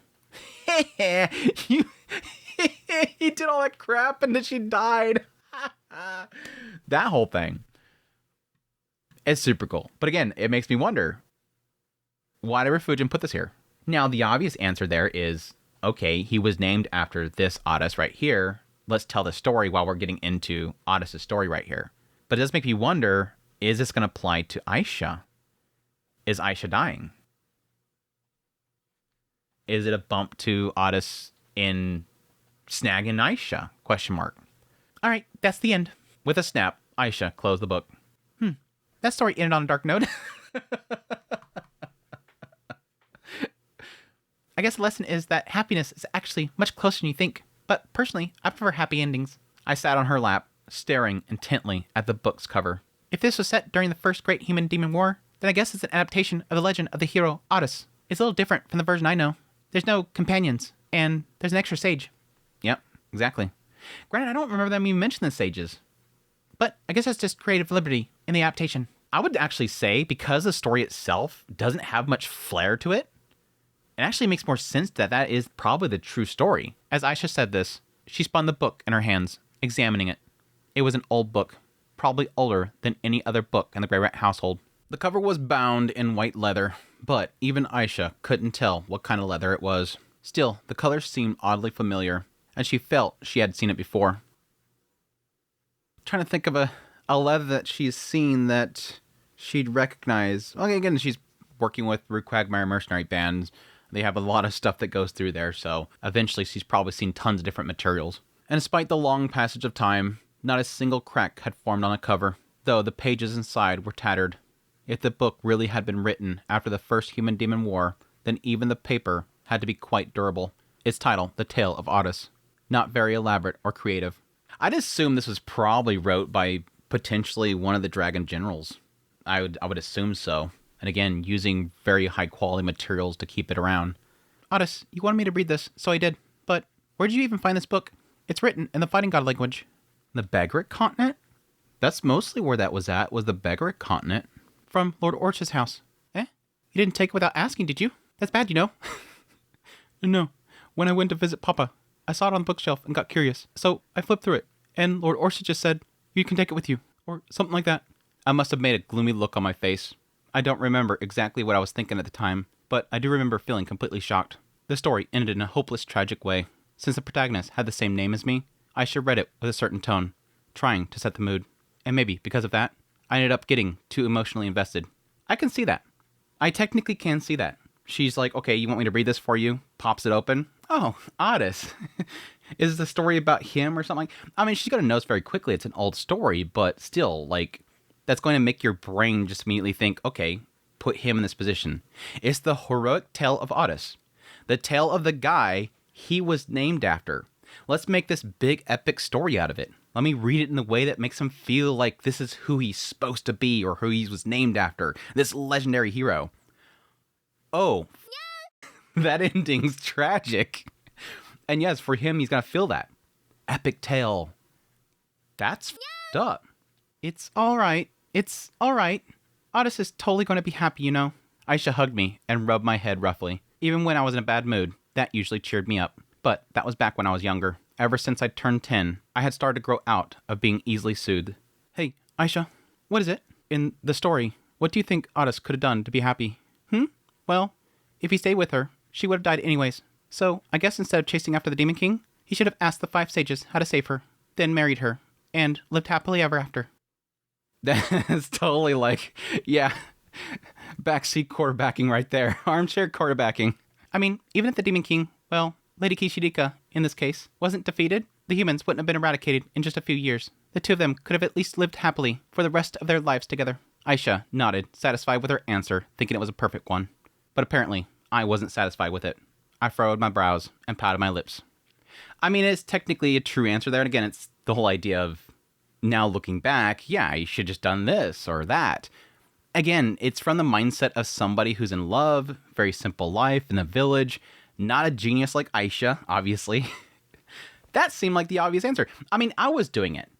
After defeating him, go straight home. But yes, the problem there is that she's still going to die. Ask these people that create these incredible pieces of equipment, how do I save her life? You made this bracelet that wards off the whispers of demons and empowers these weapons. This shield that deflects everything. This sword that cuts through everything. Do you know how to save her life? Oh, yeah. Simple. Healing spell. Boop, she's good. Enjoy the rest of your life together. Though I'm curious if I'm reading this wrong. It says, well, even if Lady Kishirika wasn't defeated, the humans wouldn't have been eradicated in just a few years. Yeah, it would take a while. They're still going to have to invade and take out the humans. The two of them could have at least lived happily for the rest of their life together. Now we're talking like potentially 60 plus years. Depending on how long humans live in this particular time period. That sounds a little off. I was almost wondering if a possibility there that Kishirika wouldn't want all the humans just killed. I mean, there's a good chance she would. She wants the world to be just demons and get rid of all humans. Hey, Aisha, what? What does getting married mean? Well, it's when two people who love each other decide to get together forever. No, I don't mean that. Specifically, what do they do? Well, they live together, eat together, and have kids and raise them. How do you make kids? Oh my gosh. So, about that part. Huh? You're asking me that? Well, should I be the one to explain this? Maybe you should ask White Mama or Blue Mama instead. I'm not sure Blue Mama can get to that entire explanation. I'm not sure she could. Aisha answered with a slight blush. Maybe she thought I was at the age where I'd start being curious about that sort of thing. So, Aisha, does getting married and having kids mean being happy? She's the worst person to ask this. We just got done with that whole chapter with Norn and her not understanding a damn thing. This isn't gonna go anywhere. Yeah, I guess so. Really? Would that really make someone happy? Who knows? Big Brother seems happy. But I haven't gotten married, so I can't say for sure. At least she seems a little more confident about it, and that could be mainly the idea that she just seen another example given to her with Norn and Rajerd. Okay, she seems really happy about this. She was questioning it, like, this doesn't make any sense to me. Can you explain it to me, Norn? But I can see the fruits of it. I can see what's happening. She looks really happy up there in that dress, standing next to Rajerd. And now they have a kid, and she's potentially seen it a few times at this point. I mean, they did go to Mills together, but they weren't with Norn. But she could see that Norn's happy and wants to get back to them. Then why haven't you gotten married? Probably because I don't have someone I love like that. I used to like your dad, Otis' papa. But whether it was the kind of love where I'd like to marry him, well, that's quite a bit different, you know? Maybe it's because we're real siblings after all. Again, we've kind of confirmed this part. understand it. She thought that was the one. He's so cool. He's just like what mom was trying to drill into my head. He's so amazing. This is what I'm supposed to be going after. And after a while, it's like, no, this is different. Just like with Rudius. Rudius himself, seeing her exposed in Sharon. This is weird? Nothing? Yeah, it's different. It's different. This doesn't feel right. It doesn't connect. There's nothing beyond familial love. It's care. It's protect. It's comfort. All these other things, it just doesn't go beyond that. There's no attraction. There's no physical attraction happening there.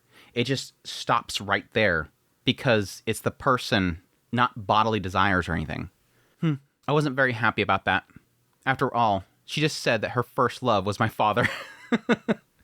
Even if she said it was quite different, I didn't understand what the difference was supposed to be. And there was something else bothering me. Papa said, there's a marriage proposal for me. What? Now, proposal doesn't mean forced. Doesn't say he has to. Just saying, hey, somebody's interested in you. We'll see. Huh? She's a member of the royal family from the Asura Kingdom. A girl the same age as Sig. And if I like her, I might get engaged. If he likes her. At least there's an if there. It's not forced. Again, I thought Rias wasn't going to do arranged marriages.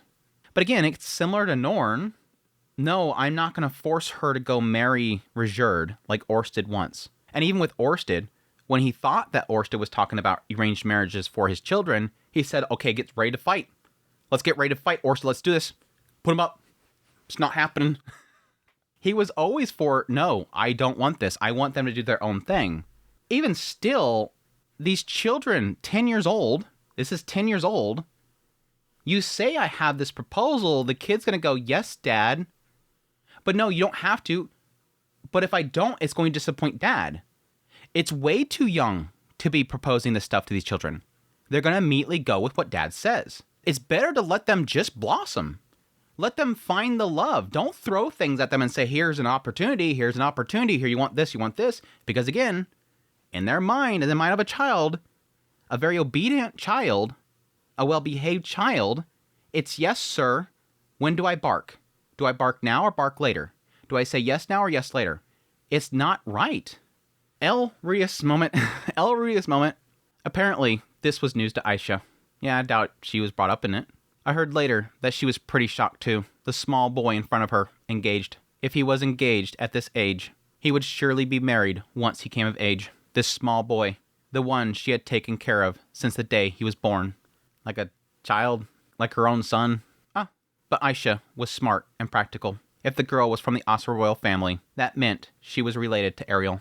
Yeah, she did talk about wanting to marry one of her kids to one of Ruius's. Ariel had... A random thought just popped in my head, and it actually makes perfect sense. Remember earlier I was trying to figure out why the hell is this ogre kingdom now wanting to invade the Asura kingdom? I thought they were both working for Orsted. And then my assumption there is like, well, maybe Ariel's no longer alive, and thus the next, reigning power doesn't like Orsted or something like that. Or maybe Orsted asked for something, they no longer wanted to follow them. Or maybe they were never really following them, they're just being buddy-buddy until the, problems came about. Maybe possibility, whoever Otis potentially has rejected here is trying to get at to Otis to get revenge. You rejected me back there. The entire Asura kingdom's coming after you. Whoever he rejected became a power. Anyways, sorry. Ariel had always sought to maintain strong connections with Rudius, and marriage was the most effective way to do so. If the girl was younger than Otis, there was even a chance she was Ariel's daughter. Thinking of it that way, she seemed to understand right away. Well, you are the eldest son, Otis. These things happen. Am I being forced to marry? It's okay. If you tell your papa that you don't want to do it, he'll understand. But do you really hate the idea of marriage that much? See? What'd I say? What did I say earlier? Even if it's proposed, if you like her, there's your marriage. Even if Rudius may be proposing it to him as you're not forced to, this isn't locked into place. You don't have to marry them. But if you like them, there you go. Here's an opportunity. even if you propose it that way, a child of his age that is well behaved and wanting to fit the expectations of his father, who is very well respected by everybody, what is he going to do? Am I being forced to marry? He sees it as, am I supposed to do this? He thinks he has to. It's wrong to propose it to these kids no matter how you're proposing it, because it's going to make them think they have to do it. Rudius, if your mindset is that you want your children to make their own choices, don't present things like this, because they're going to immediately want to fulfill your wishes. That's how well behaved they are. There's no option. It's, will it make dad happy? That's sad. But at least she corrects it. She corrects it. It's okay. If you tell him no, he'll understand. Aisha knows. Aisha knows damn well that he's not going to force it. I mean, how could I marry someone I've never even seen? Then what kind of person do you want to marry? I should probably ask that without thinking much. I wonder. Who could it be? Of course, it's Sarah, the girl who got away. She's already hooked up, though, now. We found out in the manga from this one that she's already hooked up with somebody. At most, she was probably expecting me to say something like, someone with big boobs. I mean, I like big boobs. I can't help it. Even as a kid, when I saw women like that, my eyes followed them. Everyone joked that I'd grow up to be a womanizer. But then, I said it. And I said it clearly. There it starts. There it starts. There it starts. Here it starts. Starting. Here it comes. I want to marry you, Aisha. What? Me? Aisha's eyes went wide, and she stared at me. I was really serious then. The most serious I've ever been in my life. Eh? Eh? Don't say that. Someone like me, from your perspective, I'm an old lady, right? You'd regret it right away after marrying me. You'd be like, I should have picked someone younger. Age doesn't matter. Norn and Richard have even...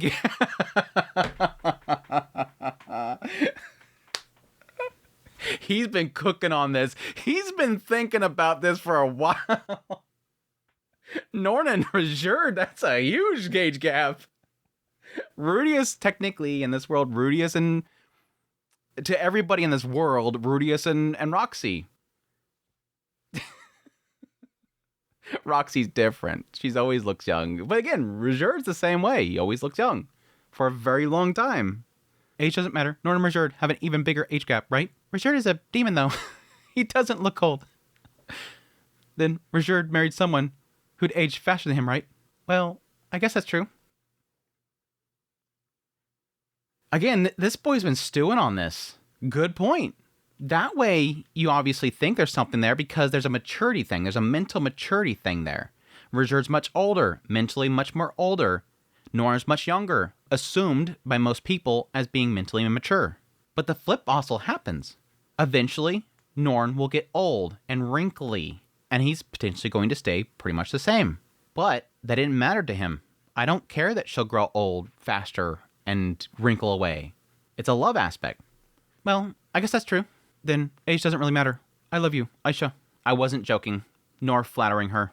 I truly said it. Seriously. I'm sure Aisha had received a confession or two before. She worked in a mercenary group, so she must have met plenty of guys. But I intended to be just as serious as them, if not more. For a while, we just stared at each other. I don't know what Aisha was thinking, looking at me back then. Maybe she thought I looked just like Dad or something. I mean, that was the concern from the very beginning. The idea that she's, again, grooming him because he's Rudius' son. But the break there is back there when I first initially had that mindset implanted in my brain, it was because I thought that Aisha, feeling that she missed out on Rudius, and that Rudius was already taken, was then looking to go, well, I'll snatch up one of your kids. I'll grab that boy right there. That one's going to be mine. But then later on, we found out that she had no connection or desire for Rudius ever. She had the same problem that Rudius did. This is a different kind of love. This is a familial love. I'm not actually attracted to Rudius. So why did she gravitate to him? I hope we get that. I hope we actually get that answer. Was it just because she wanted a child, and thus she was overly doty with him, and eventually that blossomed into a love? Refugion's got some explaining to do. I really hope this volume actually answers that. Why was she so doty to him? I doubt she intended to groom him from the very beginning. To Aisha, Dad was someone she respected, someone funny, someone cool. I just kept staring at her face, and then Aisha's face started turning red. Her expression changed a little too. Instead of her usual cat-like smirk, her face went wide, her lips tightened, and, how should I put it, she looked a bit flustered. Again, this proves to me that she never had any sort of desire until now. Now he's being bold and saying this to my face. Now I'm flustered. Any other time, she's big sis. Every other time, she's quirky and goofy and messing around with him. Now it's suddenly, oh wait. This feels like this is the moment where suddenly it's different for her.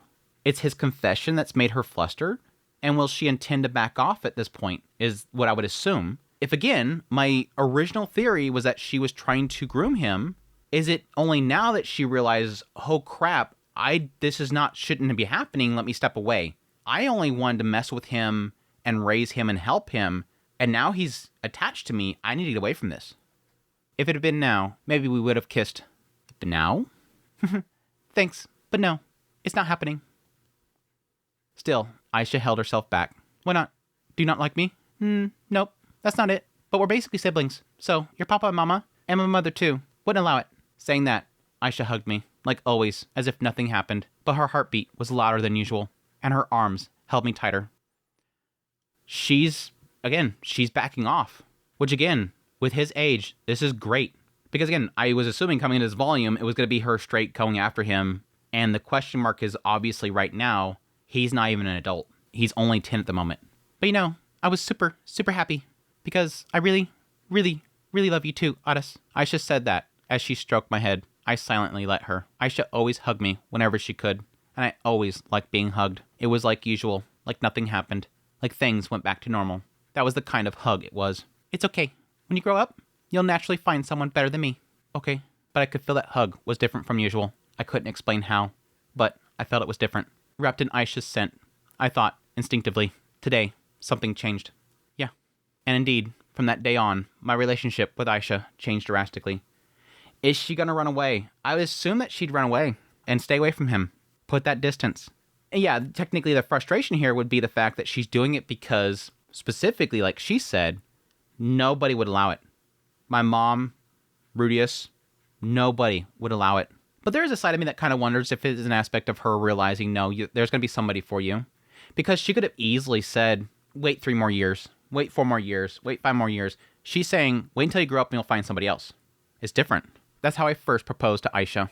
It's embarrassing to tell the story itself. It was just a story from when I was little. Like when a little girl says that she wants to marry her dad. Technically, yeah, it kind of feels similar, dude. But for me, it was definitely the moment I realized I was in love and I was serious about it. So from that day on, I started seriously going after Aisha. And while Aisha wasn't entirely opposed, she did think it wasn't right to get involved with a young child, especially her brother's son. I'm getting flashbacks of Paul and Lilia. I'm getting flashbacks of Paul and Lilia, where it's like the forbidden fruit in the house, and he's constantly going after her, constantly. Again, what was Paul? Go by and just do a quick rub, and then later on, when Zenith is pregnant and everything like that, finally Aisha will be in the room, and just kind of leave the door cracked open. And just washing down her body. It's gonna turn into a Paul Lilia thing. Never allow it, but constantly just flirting and just hyping it up. It's gonna happen. It's gonna happen. It's gonna happen. But that only lasted at first. Gradually, she began to accept me. You see, it was common for nobles from Asura to marry those related by blood. Well, as long as I didn't change my mind. Maybe she figured that kind of relationship wouldn't be so bad. Aisha's mother, Grandma Lilia, would probably object. But besides her, there wasn't really a problem. But no, from here on, I'll talk while reading from the diary of Rudius. I'm curious to know what my father was thinking at that time too. But what age? What's the age? I think that's really the big concerning thing about this, is what is the age that she finally accepts it. I think that's really, again, going back to the before, there is a concern there about grooming, but again, I'm seeing all signs pointing to that she wasn't intentionally doing that. He just fell in love with her. Unless something really crazy happens here in a minute, I think my only other concern is going to be, would it be before he is the age that is legal in this world, the age of adulthood, 13? Because I think when I was first coming this volume, my immediate thought was going to go into the idea of Aisha pressing something on him. And my crazy theory was that he was not going to be receptive of it and that she was going to use, we're going to finally get the Groot juice, her making the Luke juice to make it happen. That was what I thought was going to be like the controversy. Because that's been a smoking gun for a long time. I'm sorry. The Luke juice Groot has been cooking for a long time. Refugin put that in the story, and he has yet to actually talk about it. She didn't even like make some and sell it to nobles or anything like that, if I remember correctly. But anyways, that's what I'm going to call it for today. We haven't even gotten to anything super controversial yet. I know the chat's probably going nuts right now. Y'all want me to keep going. I'm sorry.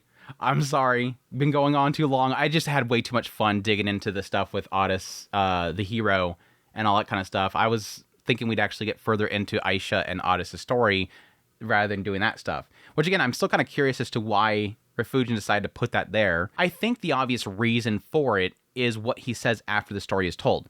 Because she told it in a way that was more aimed towards Otis, who's sitting in her lap, it emotionally connected to him more than it should have. And thus, he sees tragedy. He sees missing out on opportunity. And thus, it pushes him, sitting on her lap, to go, I don't want to miss out on this. I like her, and I just heard a story that's super tragic where a guy didn't have the woman that he loved. I don't want to lose this. So that seems to be the obvious reason why the story's put there.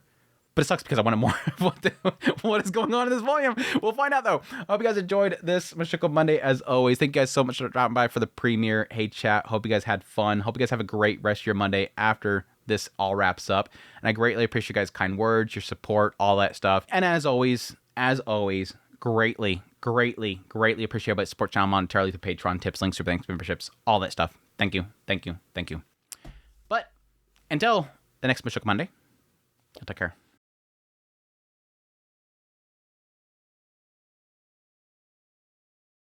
Aisha's eyes went wide, and she stared at me.